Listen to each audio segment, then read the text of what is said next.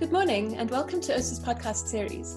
In this podcast, we get to explore topical economic issues and see how they affect us here in South Africa. We get to speak to experienced and knowledgeable people in the field. I'm your host, Margaux G, and with me today, once again, is Professor Johannes Fedderke from Penn State University, who has worked extensively in the South African economy. Welcome back, Professor. Yes, hi Margaux. It's good to be back. So you have recently completed some research on the South African-US sovereign bond spread. Could you please tell us a little bit more about this? Why did you decide to look at it?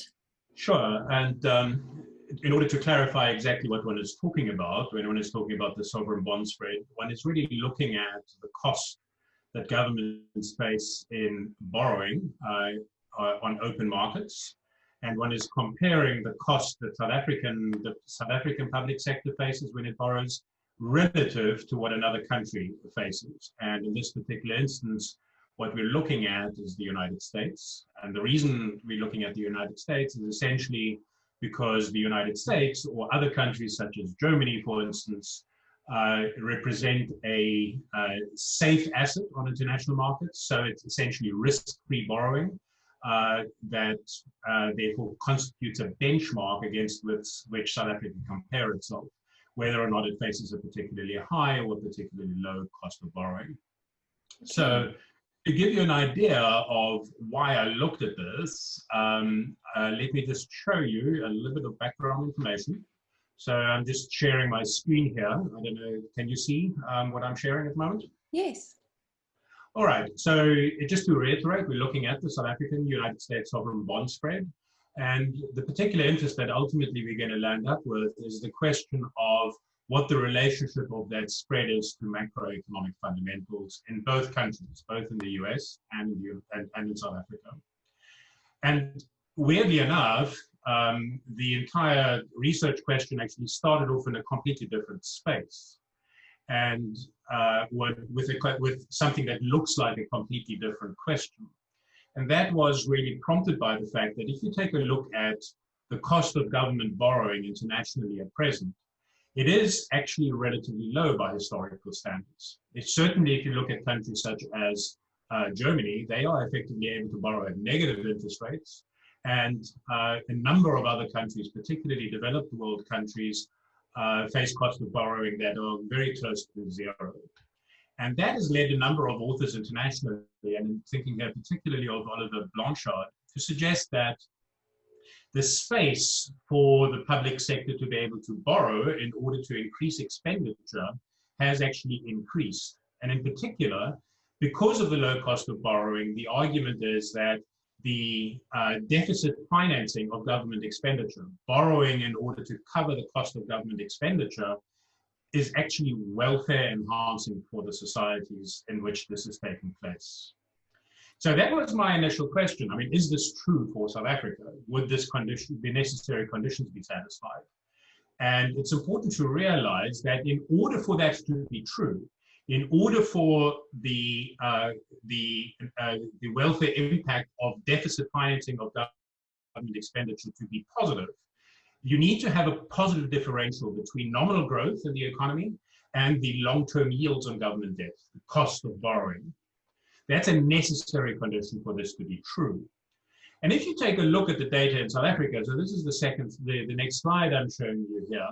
If you take a look at the differential between nominal growth and the cost of borrowing at the 10-year limit maturity level, maturity horizon, what you find is that necessary condition for the most part is simply not met. It was sort of met in the 60s and 70s, but ever since then, it's only been very infrequently met, and it's only been met for a short time period. And certainly at present, the differential between nominal growth and the cost of borrowing is a negative territory. So the necessary condition for the welfare impact of deficit financing and fiscal expenditure is simply not the case, is simply not being met in South Africa. So how do we get from this question to looking at the yield spread? And the answer to that is that if we actually look at the long-term yields in South Africa, if you take a look at the interest rate that government has to pay on long-term borrowing, such as 10-year borrowing at the 10-year maturity window, then in fact, the long-term yields are actually relatively low by historical standards. So if you take a look at the 10-year government bond yield, you can see that from the 60s and 70s, it moved steadily upwards to historical highs through the 1980s and the 1990s. And then since then, through the 2000s and the 2010s, it has actually declined quite dramatically, and it is now below 10%. Now, that is low for South Africa by historical standards, although it is not low relative to a whole bunch of comparator countries internationally. So even although yields just below 10% are relatively moderate for South African historical experience, it is not moderate by international standards. And you can see this very clearly if you then think about looking at the nominal absolute, simply looking at the nominal absolute yield is actually misleading. And looking at the differential between South African, US, and German yields as two benchmark countries that represent safe international assets, then you can see that actually the spread between South African yields and international yields is actually not at lows at all, but in fact at historical highs.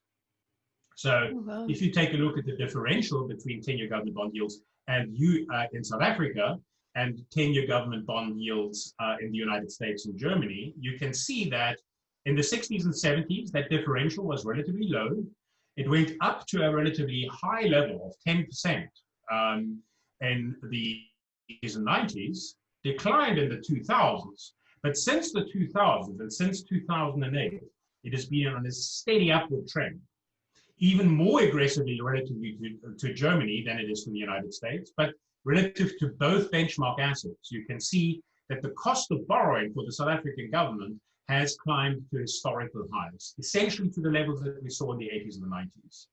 Wow. So there's a real question, therefore, as to why is that happening? Even although the absolute level of the cost of borrowing is relatively low by historical standards, the cost of borrowing relative to risk-free international assets has actually increased very dramatically. And what that means is that for the South African government to borrow, it's actually at historically high, the cost of borrowing is at historically high standards, raising the real question of, well, why is that the case? Very interesting. So just to give you an idea then, what I then do in the paper is to say, so what's driving this relatively high yield spread? And the way in which I try to approach that is to look at macroeconomic fundamentals. So both for South Africa and the United States. And essentially what I do in the process is to look at economic activity indicators such as growth and GDP, monetary policy indicators such as CPI-based inflation rates. I look at fiscal balances as indicated both by the public debt to GDP ratio and the budget deficit to GDP ratio. I take a look at local asset market conditions such as private sector debt as a percent of GDP, and then also at foreign exchange market conditions as indicated both by the current account deficit and the nominal rand-dollar exchange rate, or to be precise, the depreciation in the nominal dollar-rand exchange rate. Okay, very I'm sorry, that was quite a long-winded answer to your question. Yeah. But that's the question, and that's why I'm posing the question. Yeah, it's a very valid one, and I think those findings look very interesting. Just out of interest, which data did you use for this analysis? Good question. So the answer to that is that we looked at publicly available data and official data series, and we looked at, for the South African data, I sourced data from the South African Reserve Bank historical time series database covering the 1960 to 2019 period. US data and for that matter, German data is sourced from the Economic Research Division of the Federal Reserve Bank of St. Louis. And the data that I'm employing then is effectively monthly over that time period. So it's relatively high frequency for a macro study, but it has the advantage of being able to pick up a lot of information about the volatility of these series over a very long time period. The cost that I had to pay in order to cover such a long time period was that I had to pay a lot of attention to the characteristics of the data for statistical purposes, but also in particular to take very careful cognizance of the fact that there are, over such a long protracted time periods, lots of structural breaks, different monetary, different fiscal policy regimes, different exchange rate regimes for that matter. And that had to be very carefully controlled for. Now, in the paper, I explain in great detail exactly what I do in order to do that. It is a lot of very technical detail, which is relatively boring as a consequence. But nonetheless, all I'm wanting to say is I paid a lot of attention to exactly those sorts of details about the volatility in the data and then the different public policy regimes that affect the outcomes. Yeah. Well, like I said earlier, this is where we rely on the experts. So we're grateful for this analysis and all that hard work. And so what were the fundamental findings of the paper? You mentioned earlier that you spoke about, well, you looked into growth, inflation, the private and public debt, exchange rate regimes. What can you tell us, what was it that drove the behavior in those yields? Sure. So the first thing to note is that actually United States macroeconomic fundamentals really don't matter at all. They're never statistically significant. And what that implies, just as a as at the outset, is that the US yield is really serving as a risk-free, safe anchor rate that is an alternative to South African public debt. So the macroeconomic fundamentals don't much influence the differential between South Africa's rate and the United States. The United States rate serves as the safe anchor, and the fundamentals don't influence the spread between the US and South Africa. The South African macroeconomic fundamentals, by contrast, do matter, and they matter a lot. And the broad findings, first of all, are that variables that really do matter and are statistically significant are, first of all, the growth rate of the South African economy. Secondly, the South African inflation rate, the ratio of public debt to GDP, the ratio of private sector debt to GDP, and rand depreciation. Those are the 5 macroeconomic fundamentals that are statistically significant. And I'll explain in a moment by how much. Okay. But there are also some variables which do not matter very much. So what matters is public debt as a ratio of GDP. So the stock variable, not the flow variable of the government deficit as a percentage of GDP. So the year-on-year deficit is not really that important, but it's the net result of the year-on-year deficits that build up the stock of government debt relative to GDP. So it's the stock, not the flow, that matters. Secondly, openness. So the ratio of exports and imports to GDP does not matter. It's not statistically significant. The South African current account deficit as a percentage of GDP does not influence the spread. And what I also looked at in the nature of the empirical methodology that I used was such that I could explore whether or not the second moment of the yield spread influences the first moment. In other words, does the volatility of the yield spread affect the yield spread itself? And there's good reason to suppose that it might. Why? Well, because the yield spread is generally taken as an indication of the risk of lending to the South African government. And the more volatile the yield is, the more risky it is to lend to the South African government. So I looked at that quite carefully and explored that in some depth, but in fact, there's very little evidence to suggest that the second moment does exercise an influence on the first. So, which was quite surprising, but nonetheless seems to be fairly robust as an empirical finding. So the question then is obviously, okay, so those are the 5 things that matter, those are the 5 things that don't matter. So by how much the same way? Things that do matter? Yeah, so the question is, so to what extent do the things that matter matter? And that's really this picture here. So I'm looking at the sample period from the 60s through to the 2010s. And you can see that it is true that depreciation matters, it is true that inflation matters, and it is true that growth matters. But in relative terms, they are relatively marginal. They do exercise an influence on the yield spread and in exactly the way in which you would imagine. So as growth goes up, that lowers the yield spread. South Africa relative to the United States. So improving South African growth lowers the yield spread of South African borrowing, South African long-term debt to US long-term debt. Higher inflation, on the other hand, expands the yield spread, increases the yield spread. And similarly, depreciation also increases the yield spread. So it works in exactly the way in which you would expect, but it's relatively marginal in terms of the actual impact that it has on the cost of borrowing. The two variables that are really, really important are the asset market variables. So it's the public debt as a proportion of GDP and private debt as a proportion of GDP that are the most important variables that in determining the yield spread. And of the two that matter most, it is undoubtedly public debt that is the dominant variable. You can see that the contribution to the yield spread that we actually observe is dominated by the green part of the graph, and that's public debt. It's contributing the vast preponderance of the yield spread. So why is the cost of borrowing so high in South Africa? Well, the answer is because the South African government has been running large deficits on its expenditure accounts. And as a consequence, it's been driving up the level of public debt relative to GDP, and that has driven up the yield spread. Very interesting. What an interesting paper. So what would you say are the implications then for monetary and fiscal policy and the policy environment in general? Sure. To look at the implications then, so just to recap what we found, we look at the yield spread between South Africa and US long-term government debt.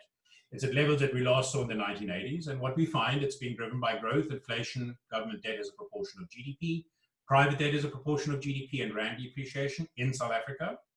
And the policy inferences that follow from that are, first of all, that the reason the yield spread is so high is because of the magnitude of borrowing on the part of the South African government. The fact that they've been running large deficits, particularly over the last 10 years, has been driving up the yield spread to historical highs, essentially the levels that we saw back in the 1980s. So essentially, the reason we're seeing such a high yield spread is because the public sector has been borrowing extensively. You can see that while the private sector is contributing to the cost of borrowing, the contribution has been relatively constant over time. So yes, it contributes, but it hasn't been constituting a rising proportion of the cost of that borrowing. It's really the public sector that's been driving up the cost of borrowing and the yield spread. So this gives us an opportunity to actually just cycle back to the question that I originally started with, which is, is there space for the fiscus to expand expenditure in South Africa? And we noted right at the outset that the answer to that question is really no. That there's no indication that the necessary condition for an expansion of fiscal expenditure to have positive welfare impacts on the economy, that necessary condition is being met. So we don't meet that criterion. It raises the question of, well, why not? And the answer to that question, the answer to that question is really because we've already exhausted the space. We've already spent so much through the fiscus that we have already driven up the cost of borrowing to such an extent that we no longer meet the necessary criteria for an expansion of fiscal expenditure. So so we've in a bizarre way, we've actually cycled back to the initial question that I started with of, is there an opportunity for expanding fiscal expenditure? The answer to that is no. We don't meet the necessary criterion for the impact to have positive welfare impacts. And the reason for that is because we've already done it. We've spent as much as we can in that space. And by the way, it doesn't stop there. There's actually a secondary effect, and that is that it's not only that the taxpayer is now forced to pay historical highs for the cost of borrowing on the part of government, but in addition to that, the high yields in South Africa drive up interest rates across the market for the private sector as well as the public sector. the private sector is competing with the public sector for loanable funds. And because the public sector has been borrowing so aggressively, it's driven up the cost of borrowing, not only for the public sector, but for the private sector too. And that means that effectively we are facing a situation where we are likely to have crowd out of private sector investment expenditure and capital stock. And by crowding out investment in capital stock, the additional consequence then is that it actually lowers the growth performance of the South African economy. Wow. And if you take a look at the trend growth rate of South Africa, it is going ever lower. And so one of the contributing factors to that ever declining structural capacity of the South African economy to grow is that the public sector is crowding out the private sector in terms of its capacity to borrow in order to invest in capital stock. Wow, that is very interesting. And recently we've had a very large fiscal stimulus because of the COVID-19 pandemic. I'm sure this must have also had an impact on that leeway we have.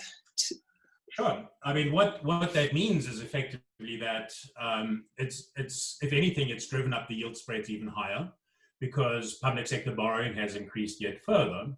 And in fact, I mean, this is in a sense a useful salutary warning lesson in the sense that if you do not practice prudent fiscal policy in times that are relatively good, if you do not create a fiscal space in order to be able to expand fiscal expenditure, you are going to pay a very significant cost when the time comes that you actually do need to engage in expansionary fiscal activity. It's very, I don't think it's really very questionable that there is scope at the moment for expansionary fiscal policy, but unfortunately, by not practicing fiscal prudence over the last 10 years, the amount of capacity that we have to practice that fiscal expansion is thereby significantly curtailed. It will be either at very high borrowing costs to the South African taxpayer, and ultimately it's the taxpayer who has to pay this cost of borrowing, either at very high cost to the South African taxpayer, or you simply can't do very much by responding through the fiscus. Very interesting. I think this research is very valuable to policymakers and anyone who's interested. It affects us all, and definitely has some very important key takings. Is there anything else you would like to add and tell our listeners? Not really at the moment. I mean, I think that there are certainly some ways in which one can extend the research by looking at, for instance, the differential in the cost of borrowing in Rand and the cost of borrowing in either euros or dollar-denominated assets. But implicitly, I've already controlled for that by controlling for the Rand-dollar depreciation rate. But there are certainly some opportunities to look at that, and also by looking at more detailed differentials in different classes of assets. So at different maturity rates, potentially, that might also be interesting to examine. So there are potential extensions to the work that perhaps lie sometime in the future. Great. Well, we'd love to hear about them when they happen. Thank you very much for your time, Professor. Thank you very much. Thank you. We appreciate having the opportunity to have you here. And also thank you to our listeners. And remember, for more on this research, as well as any details regarding upcoming seminars, please see our website and social media platforms. This is your host, Margaux G, from the ERSA podcast series. Till next time.